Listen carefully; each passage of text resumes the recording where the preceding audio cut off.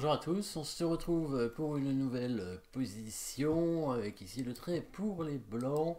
Une position de milieu de partie, dame tour, deux fous, un cavalier de chaque côté, 6 pions blancs entre 6 pions noirs, donc égalité matérielle. Ici on s'aperçoit quand même que le fou en F6 est attaqué déjà. Alors comment il est arrivé là? Mystère. Peut-être qu'il y avait une attaque sur ce pion donc les noirs n'ont pas pu prendre le fou. La dame était peut-être en G4 auparavant avec un clouage sur le pion G7. Elle est venue en H5 et ensuite la dame noire est venue en C7 pour protéger donc cette case en F7. C'est d'ailleurs le seul échec des blancs. Dame prend F7 mais là le noir prendrait et ça ne semble pas forcément très intéressant par la suite. Est-ce qu'il y a une menace de mat en un coup, en deux coups? Éventuellement en un coup, paraît compliqué. Sacrifice de cavalier sur F7, ça donne rien. Les cases sont contrôlées. Les cases sont contrôlées. Bon, on voit bien que les blancs sont en attaque. Et les noirs en défense, forcément. En général, les deux peuvent difficilement être en attaque en même temps, mais bon, pourquoi pas. En tout cas, ici, qu'est-ce qu'on va faire avec les blancs si on ne fait pas un échec ou une menace de mat? Évidemment, vous le savez. Et oui, l'attaque de la dame, bien sûr, l'attaque de la dame, bien entendu. Et on a un bon coup ici pour attaquer la dame, justement pour tenter de prendre ce pion avec la dame, en fait, par la suite. Et oui, avec une petite interception avec la tour, forcément, pour attaquer la dame. Bon, ça donnerait une tour quand même, donc il faut être sûr de son coup. Donc tour D7, il va prendre avec le fou. Et là, on prendra le pion F7 sur échec. Pour l'instant, on récupère rien. Il va bouger son roi. En H8 ou en H7. Je ne sais pas s'il y a une grande différence entre les deux. Ça a l'air d'être un peu mieux en H8 pour éviter que son pion G7 soit cloué. Après, il est quand même cloué, puisqu'il y aurait évidemment sur la prise du fou, là, le mat avec cavalier G6. Donc, bon, il n'y a que cette option cavalier G6 quand même, sur roi H8. Sur roi H7, il y a l'option dame G6, donc il faut voir quel est le mieux. En tout cas, sur roi H8, si on fait cavalier G6, il vient en H7. Si on prend le fou, je pense qu'il prend le cavalier parce que on a quand même donné du matériel, surtout qu'on repère le fou derrière en F6. Donc il va falloir trouver un bon coup après dame pour F7, roi H8. Pas facile à voir si on bouge pas du tout les pièces évidemment et si on cherche deux coups auparavant finalement, puisque là on a déjà joué deux coups et il faut trouver le troisième après. Et ben c'est une menace de mat. On va voir laquelle, peut-être l'avez-vous trouvé. Tour D7, en tout cas c'est le bon coup, interception de la dame qui peut plus protéger du coup. Donc le pion évidemment F7, là les noirs sont un peu obligés de prendre quand même, il n'y a pas d'autre possibilité. En plus leur dame est attaquée, c'est vraiment un coup forcé, dame prend F7. Le meilleur coup c'est quand même roi H8. Voilà, et ici, alors les blancs pourraient prendre le fou en D7, mais ce serait pas forcément le mieux, certainement. Sur cavalier prend D7, les noirs pourraient prendre le fou en F6. Bon, c'est vrai qu'on pourrait prendre la tour quand même en E8, mais ça ferait que récupérer le matériel finalement. Est-ce qu'on a vraiment obtenu quelque chose? En tout cas, c'est peut-être pas un si mauvais coup. Cavalier prend D7.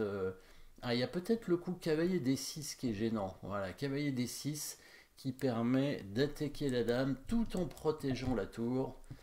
Et comme la dame va être obligée de bouger, le cavalier va être perdu. Donc cavalier prend D7 et n'est pas bon, évidemment. Par contre, vous avez peut-être trouvé le bon coup. Menace de mat. Alors, c'est pas une menace de mat en un coup. C'est une menace en plusieurs coups, évidemment. Si c'est pas en un coup, c'est que c'est en plusieurs coups. Deux, trois coups en fait. Et c'est un joli coup. On ramène une pièce en attaque avec le coup de fou en E4, menaçant en fait d'éliminer un défenseur après la prise du cavalier. Le pion G7 serait moins bien protégé. Et donc là, cette fois, on ferait cavalier G6, roi H7, cavalier prend F8. Voilà. Échec à nouveau. Et après, le mat en G7. D'ailleurs, c'est la menace directe. G6, roi H7, cavalier prend F8. Et sur tour point F8, ce serait directement mat en G7, puisque le cavalier serait cloué. Et si le roi bouge, on pourrait prendre le cavalier et menacer un mat imparable en G7. Voilà, donc ici, qu'est-ce qu'on peut faire comme défense? Une défense possible serait d'amener le cavalier en E7 pour protéger du coup cette case, hein, pour éviter que le cavalier puisse y aller, mais il y va quand même en fait, hein, et oui. Et sur la prise, dame prend menace mat en H7, il est obligé de décaler son roi, on y va quand même, et là il n'y a plus qu'à dégager le fou ici pour menacer mat avec le fou en G6, hein, et ça semble assez compliqué pour parer la menace, hein, par exemple, s'il pousse le pion en E5, on va quand même y aller avec le fou. Et ensuite, on va passer par le petit trou avec la dame. Pour revenir ensuite ici, protégé par le pion. Voilà, les deux fous qui ont fait un bon travail. Du coup, dans la partie, il va jouer un autre coup de défense. Voilà, il va mettre sa dame en D6 pour protéger son fou. Comme ça, quand le cavalier fait échec en G6, roi H7, cavalier prend F8, il y aurait dame prend F8 qui permet de défendre le pion en G7, hein, et donc il n'y aurait pas de mat. Donc ici, les blancs se limitent au coup cavalier prend D7 tranquillement. Pour l'instant, ils récupèrent une pièce. Les noirs ne peuvent pas prendre le fou, c'est aussi un joli coup, parce que si les noirs prennent le fou, on reprend avec le cavalier simplement. Et on peut prendre la tour aussi, oui, on peut prendre la tour. Ouais. On peut bêtement prendre la tour, mais on peut prendre le pion, ça menace mat quand même. Hein. Ça menace mat de deux façons, prenant le pion avec le cavalier. Ici en G8 et en H7, et s'il met son fou devant, bah là on peut prendre la tour. Hein. On récupère la tour qu'on a donnée, et on a gagné 2 pions au passage, avec toujours une attaque évidemment sur le roi. Les noirs ont tenté un échec, moi G2. Et une contre-attaque, hein, parce que je disais, hein, évidemment, quand c'est pas une défense contre une attaque, c'est évidemment une contre-attaque. Hein. Donc les noirs tentent, en attaquant le fou en E4, peut-être d'obtenir un échec perpétuel, hein, sur le roi blanc. C'est une contre-attaque intéressante, très souvent. Donc là, il y a 2 options pour les blancs.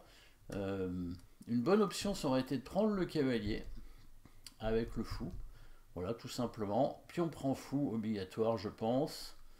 Hein, là, les blancs qui attaquent la tour et le fou toujours, hein, toujours la tour avec la dame, mais aussi le fou. Donc on prend le fou comme ça, la dame protège la tour, mais le fou est pris, puisqu'il y aurait une petite menace de mat ici en G7, en plus de la tour attaquée. Donc tentative d'échec perpétuel avec les noirs, F3, dame E2 échec, le roi s'enfuit, dame F1 et roi H4, voilà, le roi s'enfuit. Et il n'y a plus d'échec intéressant, il n'y a pas le pion qui avance puisqu'il est cloué. Si la tour fait échec, elle est perdue. Et pareil pour la dame, hein, il n'y a plus de cases pour donner échec. Toutes les cases sont contrôlées, C4, H3 et E4 pour la tour évidemment. Et puis si la tour y va quand même, après F4 serait contrôlé aussi, hein, donc par le pion évidemment en G3. Et on ne peut pas jouer G5, hein, le pion est cloué, hein, pas oublier. Donc ici c'était le meilleur coup, hein. À mon avis c'était bien meilleur que ce qu'il a fait, même si ce qu'il a fait c'est gagnant bien entendu. Fou prend G7 échec, coup forcé. Là il peut pas prendre avec le fou, sinon il va perdre la tour sur échec, et après il va perdre sa dame, hein. Regardons, fou prend G7, dame prend E8, roi H7, fou prend F5, et oui, et si le pion prend, de toute façon il n'y a pas le choix, dame prend dame, merci. Merci pour la dame. Petit clouage. Donc ici, il prend du cavalier. Et là, petite menace de mat. Avec la dame qui vient en G6 pour menacer en H7. Seul coup pour éviter de perdre un maximum de matériel, c'est le cavalier en F5 pour bloquer le fou. Il prend le cavalier. Et il met quand même le cavalier ensuite en F6, menaçant un mat. Difficile à parer, hein, puisqu'il y a double menace de mat maintenant. Donc seul coup, bah, pour les noirs, bon là il a abandonné, hein, avec les noirs, mais il aurait pu continuer un petit peu en faisant un échec ici, hein, dame E4, sans peur que le cavalier prenne la dame. De toute façon il n'y a pas le choix, hein, soit il est mat, soit il fait des échecs. Le roi blanc peut pas s'enfuir, parce que s'il vient en H3, il y a dame G4, hein, il continue à faire échec. Bon après, là les blancs sont obligés de prendre la dame, hein. Autant la prendre tout de suite. Voilà, il y aurait tour K prend E4, tour prend E4, dame prend F5, tour E8. voilà, les blancs auraient quand même largement de quoi gagner la partie, puisque il y a une dame contre tour et fou, mais il y a aussi trois pions d'avance, hein, donc évidemment, trois dames potentielles, évidemment, et puis la dame blanche est beaucoup plus forte que la tour et le fou. Le roi noir est très faible, donc jolie combinaison ici, hein, avec plusieurs variantes complexes quand même, hein, et ça commence quand même par un coup forcé, bien évidemment, hein. Toujours le coup forcé, l'attaque de la dame ici, avec ensuite des menaces de mat qui arrivent. Merci d'avoir suivi cette position. N'oubliez pas de vous abonner et à très bientôt.